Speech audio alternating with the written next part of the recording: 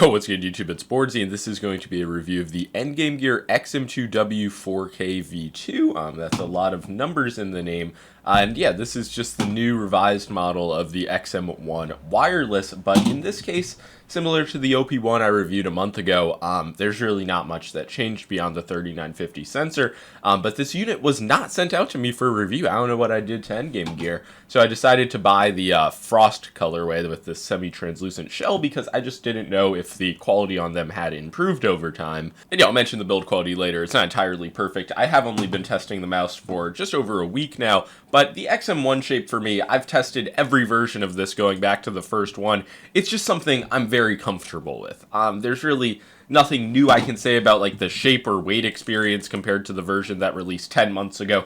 It's just an adequate, like it's a proper XM2 wireless. The 3950 gives us glass mode, max sensor FPS, incremental LOD in 0.1 millimeters. It's like, okay, these are minor sensor improvements. If the older version was found and still being produced for like under 100, maybe you could make a case for it, but since they are the same price, this has really just taken over as the standard XM2 wireless. And to be clear, I think this is a nearly flawless mouse. Like, I don't have any issues with the sensor performance, the weight, the click quality or implementation. Well, that's not true. I do. My one minor issue is with the click quality. It's only down here. You can hear just this like popping sound and the little bit of pre-travel, but normally like in game when I have my fingers towards the top of the clicks, there's really nothing to note. There is more grinding than I had, especially out of the box on my older XM2w, and just in general, I use this mouse a lot. I don't even know, it had like a chip out of it. I thought my dog bit it, but I don't think that's how a dog bite would work. So this mouse had some fucking battering on it. Yeah, you can still see that the side wobble is very minimal, especially on the left click with the old version. I will say the clicks, they do feel like maybe a few grams of actuation force lighter, just a bit tighter of an implementation on the newer copy. There is still a little bit of pre-travel, but I rate the click feeling highly. It's just a very low travel, highly responsive feeling click. The side buttons are still using the KLGM 2.0 switches. There is a bit of pre-travel on them, but nothing that really feels off.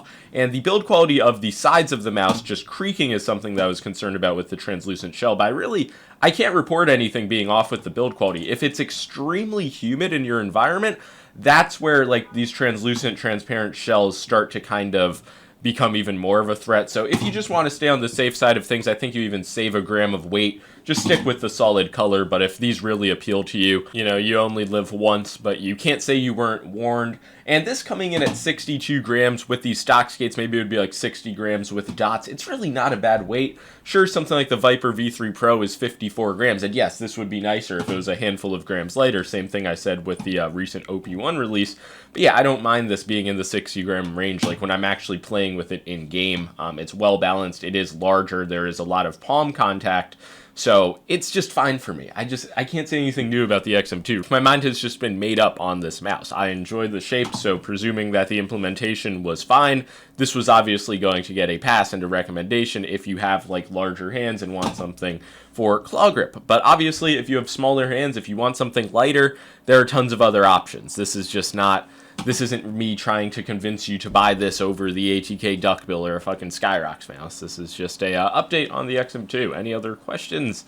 I guess let me know. I mean, is there anything else to say? The sensor, it feels fantastic. I won't say it's noticeably like a night and day difference from the V1, but it's definitely one of the cleaner, smoother feeling sensor implementations on the market. Honestly, along with Vaxi on this new NPO1S, just in general, Vaxi is a great implementation. Razer, of course. But yeah, it's not like Endgame Gear had a shabby 3395 implementation. They, alongside Final Mouse, I always praised their 3395s, just even when 3950s had become relevant. But this, it's a reliable, flawless implementation so far, so that's really all you want. Another thing I noticed is the coating on the Frost Edition is much drier, especially after long-term use. The rubberized like matte coating, it did become very like wet and moist and lost a bit of its grippiness on the V1. So yeah, if you do want something a bit more dry and plasticky, but still like adequately rubberized and grippy, the coating does feel fine on this version. But yeah, as I'm sure you can tell from my tone, I'm just not as enthused by this as I was in my original review from the product that released 10 months ago that is nearly identical